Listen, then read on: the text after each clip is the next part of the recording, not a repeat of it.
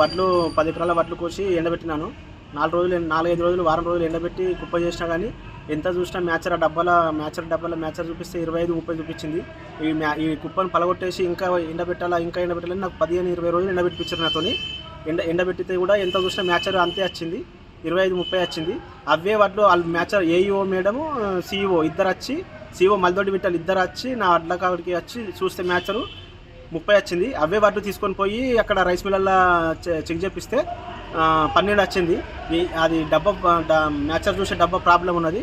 ఆ మ్యాచర్ వల్ల దానివల్ల నేను నష్టపోయినాను. నేను దగ్గర 40-50 కైకిలలో పెట్టి ఎండబెట్టినా నష్టపోయినాను. ఇంకా సెక్రటరీ సరైన సదుపాయాలు ఏర్పాటు చేయకపోవడం వల్ల ఇది సెక్రటరీ తప్పిదం వల్ల ఇది ఇట్లా జరిగింది. సెక్రటరీ మల్దొడ్డి విట్టల్ నేను 40,000-50,000 వరకు నష్టపోయినాను.